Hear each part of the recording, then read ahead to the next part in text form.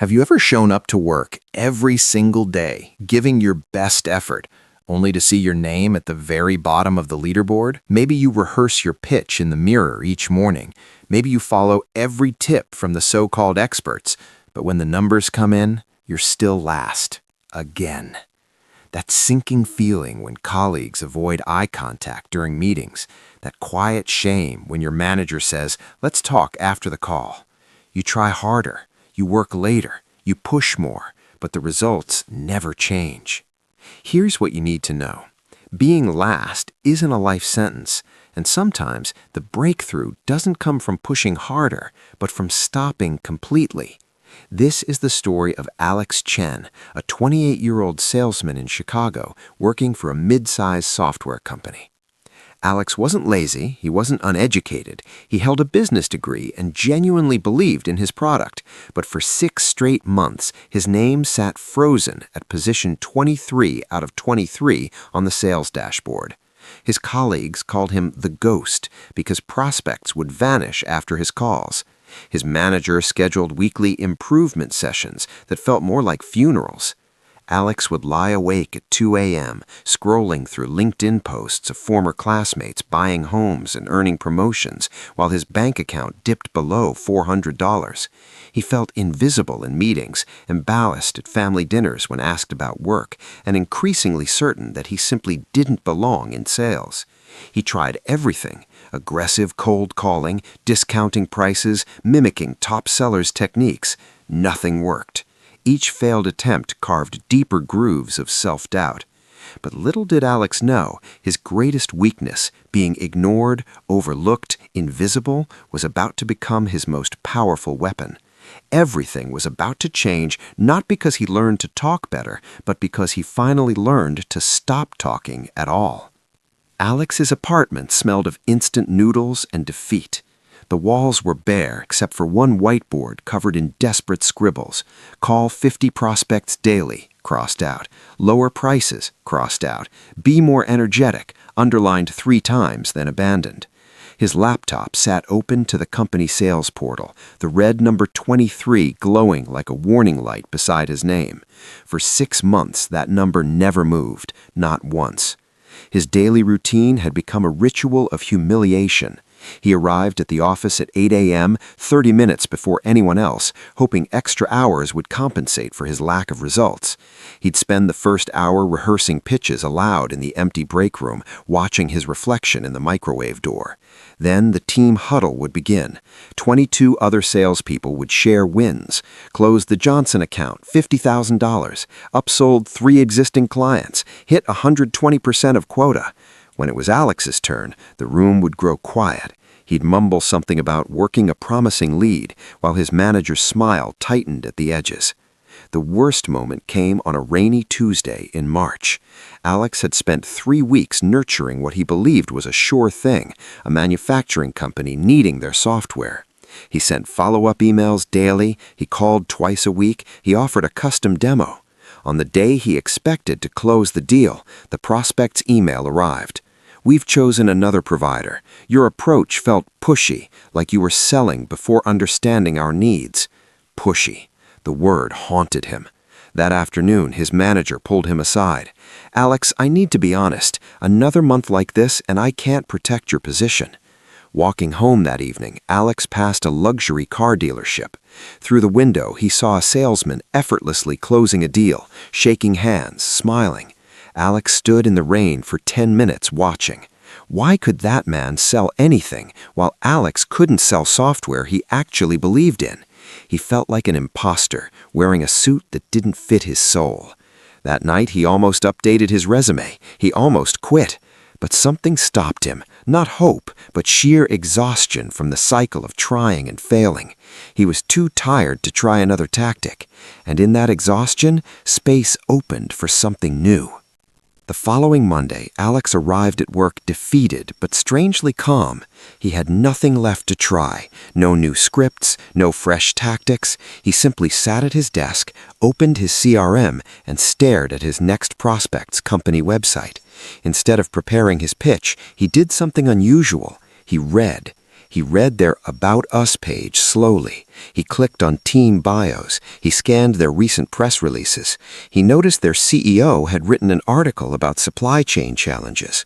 Alex spent 45 minutes just absorbing information. No agenda, no pitch preparation, just observation. When he finally called the prospect, something shifted. He didn't lead with features. He didn't recite his rehearsed opener. He simply said, "I read your CEO's article about supply chain disruptions. That resonated because I noticed your company expanded into 3 new warehouses last quarter. How's that transition been affecting your team's workflow?" The prospect, a logistics manager named Sarah, paused on the other end. Then she spoke for 12 minutes straight. She shared frustrations Alex could never have guessed. Their current software created duplicate work during warehouse transfers. She mentioned a specific pain point no salesperson had ever asked about. Alex listened, he took notes, he asked one follow-up question. He didn't pitch once. When Sarah finally paused, Alex said, "Thank you for sharing that. It helps me understand whether our solution might actually fit your situation. Would it be okay if I sent a brief email with one specific idea related to warehouse transfers? No pressure to respond." She agreed. Alex hung up, stunned. For the first time in months, a prospect had spoken freely. No resistance, no early exit, just human conversation. That evening, Alex couldn't sleep. He replayed the call in his mind. What had changed? He hadn't used a new technique. He hadn't been more energetic. He had simply observed first, listened first, understood first. The next Monday, he tried it again and again. He discovered something profound. People don't resist being sold to when they first feel understood. The resistance wasn't to sales. It was to being misunderstood. But Alex knew one good call meant nothing. Real change required discipline, so he made a decision that seemed insane to his competitive nature. For the next 90 days, he would not pitch on first contact, not once. He would only observe, listen, and ask questions. His goal wasn't to close deals. His goal was simply to understand each prospect better than any other salesperson ever had. His colleagues mocked him. "Chen's gone quiet," they joked. "Guess he finally accepted he can't sell." His manager warned him this experiment wouldn't save his job, but Alex had hit a point where external judgment mattered less than internal curiosity.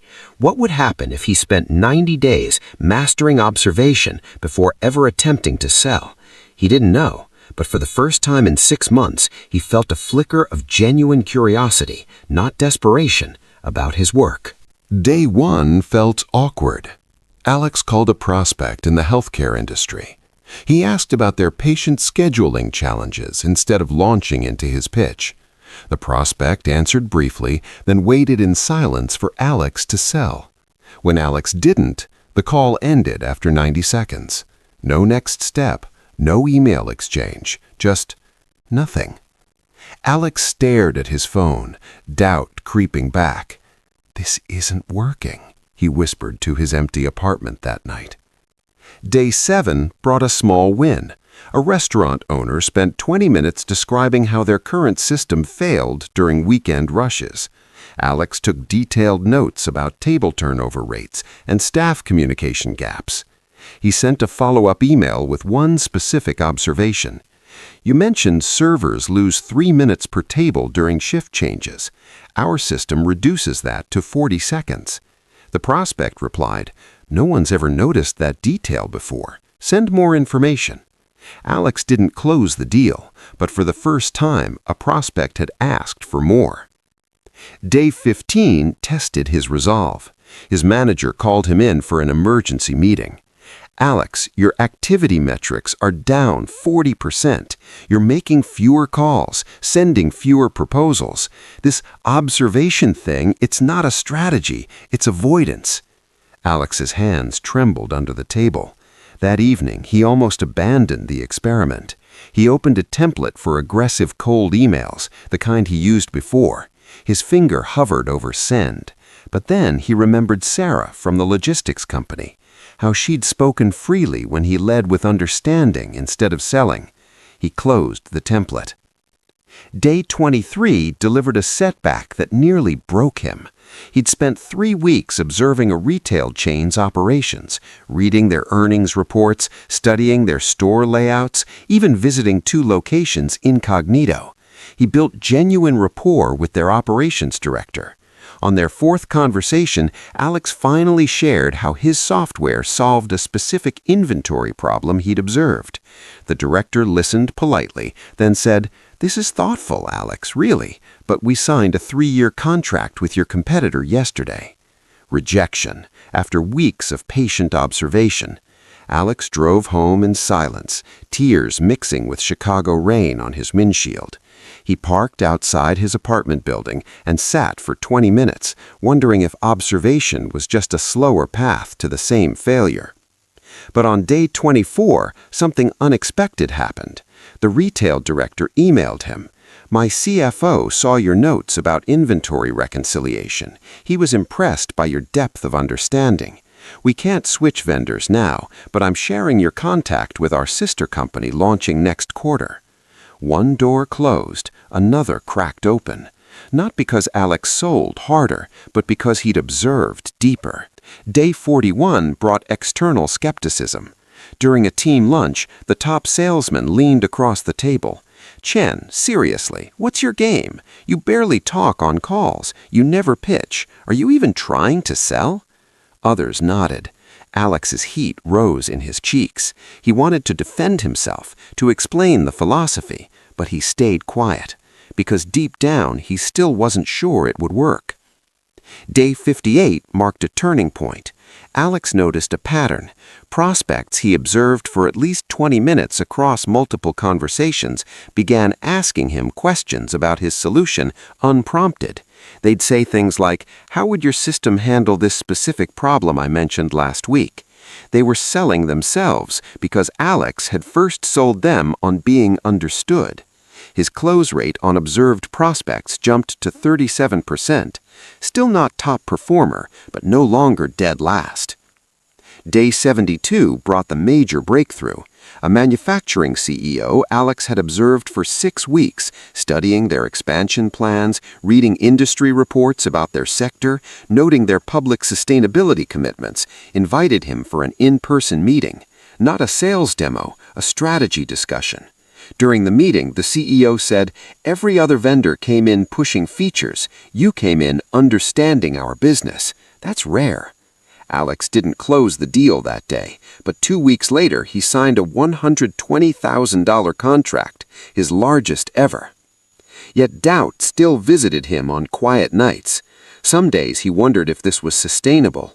Would observation work for enterprise clients, for cold leads, for industries he knew nothing about? He almost quit the experiment 3 more times, on days 33, 67, and 84, each time saved by one small win that arrived just when hope ran thin. He learned that observation wasn't passive. It required intense focus, active listening, note-taking discipline, pattern recognition across conversations. It was harder than pitching, mentally exhausting, but it built something pitching never could. Trust. And trust, Alex discovered, was the only currency that mattered in sales. Day 89 arrived. Alex checked the sales dashboard that morning.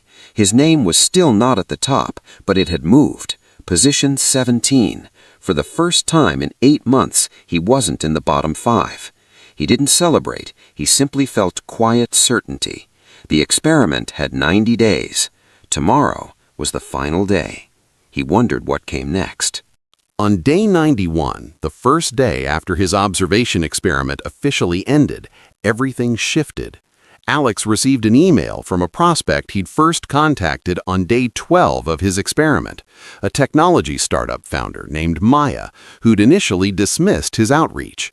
Over 90 days, Alex had observed her company's growth trajectory, read her interviews about scaling challenges, and noticed her public frustration with employee onboarding bottlenecks. He never pitched, he simply sent occasional insights. Saw your team hit 50 employees. Congratulations. Many founders struggle with onboarding at this stage. Our data shows companies lose 11% productivity during rapid scaling if onboarding isn't systemized. Small observations, no agenda. That morning, Maya's email arrived with the subject line, "Ready to talk solution." She wrote, "I've spoken with 7 vendors over 3 months. You're the only one who understood our actual problem before trying to sell me anything. Let's implement your system company-wide." The deal value, $480,000. Alex read the email 3 times. His hands didn't shake this time. A deep calm settled over him. This wasn't luck. This wasn't a fluke. This was cause and effect. Observation had built trust. Trust had created opportunity. Opportunity had delivered results. But the real breakthrough wasn't the deal size. It was what happened next. Within 2 weeks, 3 more prospects Alex had patiently observed over the 90-day period signed contracts totaling $700,000. His quarterly performance jumped from last place to 3rd on the team. His manager scheduled a meeting, not for criticism, but to ask how he'd transformed his approach. During team huddles, colleagues who once mocked him now leaned in when he spoke. "How did you get the Vega account?" they'd ask. They rejected everyone else. Alex's answer was always the same. "I spent 90 days understanding their business before I ever mentioned our product." The fog that had clouded his work for 18 months lifted completely. He saw the sales landscape with new eyes. Every prospect wasn't a target to be conquered. They were a puzzle to be understood. Every rejection wasn't personal failure, it was feedback revealing his lack of understanding. Every conversation wasn't a performance to be perfected, it was a discovery process to be honored. Alex stood at his apartment window that evening, watching Chicago lights glitter below. He wasn't the same person who'd nearly quit 90 days earlier. His bank account had changed, his position on the leaderboard had changed, but deeper than that, his relationship with his work had transformed. He no longer feared rejection because he'd stopped leading with sales. He led with curiosity, and curiosity, he realized, could never be rejected, only answered. 2 years later, Alex Chen runs his own sales consultancy with 23 team members and clients across 3 continents. His firm generated $2.3 million in revenue last year, not by teaching aggressive tactics, but by training salespeople in the 90-day observation method he pioneered. His team's average close rate sits at 58%, triple the industry standard. But the numbers tell only part of the story. Alex now lives in a sunlit apartment with walls covered not in desperate whiteboards, but in framed thank you notes from clients. One reads, "You were the first salesperson who made me feel like a human, not a target." Another, "Your observation of our operational gaps saved us $200,000 annually. We signed because you understood us better than we understood ourselves." He still remembers the shame of position 23, but now he teaches his team that being last contains a gift, the freedom to try unconventional approaches without fear of falling further. Top performers are trapped by what works. Last place performers have nothing to lose and everything to discover. Alex's transformation rippled beyond his career. He reconciled with his father, who'd never understood his sales struggles, but now proudly shares his son's story with friends in their immigrant community. He mentors young salespeople hitting rock bottom, telling them, "Your lowest point isn't your destination, it's your laboratory." He's not a superstar salesman, he's something more valuable. A guide who helps others see that sales isn't about persuasion, it's about perception, seeing others clearly before asking to be seen yourself. The 90-day observation method remains simple in practice, but profound in impact. First 30 days, observe without agenda. Next 30 days, connect observations to specific pain points. Final 30 days, offer solutions that feel less like sales and more like natural conclusions. Alex emphasizes this isn't a quick fix. It requires patience most salespeople lack. But for those willing to trade short-term activity for long-term understanding, the results compound. His current team includes 5 former bottom performers who transformed their careers using this method. They call themselves the Observers, and they consistently outperform teams using traditional high-pressure tactics. Alex knows the journey continues. Some months still challenge him. New industries require fresh observation, but the core truth remains unshaken. When you lead with understanding instead of selling, you stop fighting resistance and start building trust. And trust, he's learned, is the only foundation that lasts. Now, here's what this means for you. You don't need to be a salesman to apply this principle. Maybe you're trying to influence colleagues at work. Maybe you're building a relationship. Maybe you're creating content, hoping people will listen. The core truth remains: people only open up after they feel understood. Starting tomorrow, choose one interaction where you typically lead with your agenda, your pitch, your opinion, your solution. Instead, lead with observation. Ask one genuine question about their situation. Listen for 3 minutes without planning your response. Notice one specific detail about their challenge that others miss. Then, and only then, connect your idea to that detail, not before. Your failures aren't proof you lack talent. They're feedback showing you're leading with solutions before building understanding. Every rejection contains a hidden lesson. You don't understand me yet. That's not criticism. It's an invitation to observe deeper. Choose one thing, just one. Tomorrow morning, before your first important conversation, write down this question. What does this person truly need that no one has noticed? Carry that question into your interaction. Don't force answers. Just hold the question gently while you listen. That single shift from pushing your agenda to observing their reality will change everything. Not overnight, but in 90 days, you'll look back at a different version of yourself, one who stopped fighting for attention and started earning trust. Every day you wait is a day lost, but also a day you can reclaim starting now. Your story isn't over. The chapter where you ranked last, that wasn't your ending. It was your preparation, the quiet space where you learned to see what others miss. Your breakthrough isn't waiting for you to try harder. It's waiting for you to observe deeper. This is just the beginning. Stay for more stories that might change your perspective, because sometimes the most powerful action isn't taking a step forward, it's standing still long enough to truly see where you are.